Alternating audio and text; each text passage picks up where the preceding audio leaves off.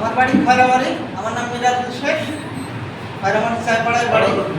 আমার দীর্ঘদিন ধরে বাচ্চা হচ্ছিল না আমার স্ত্রীর। তো আমরা অনেক জায়গায় ডাক্তার দেখিয়েছি। হোমিওপ্যাথির ডাক্তার ফেল, অ্যালোপ্যাথিও ফেল। কলকাতা আয়রন সেক্টর 3 বিধাননগরে আমরা ডাক্তার দেখাই, 900 টাকা ফি। এবং ওখানে ডাক্তার দেখানোর পরে বলে যে গার্জেনকে ডাক।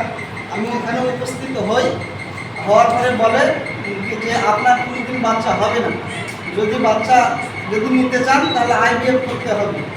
তা আমরা বলেছি IVF করবো না। তারপরে যিনি আমার সিনিয়র আছে আমিনুল ইসলাম, আমাকে দীর্ঘদিন বলে যে তুমি ওখানে চলো।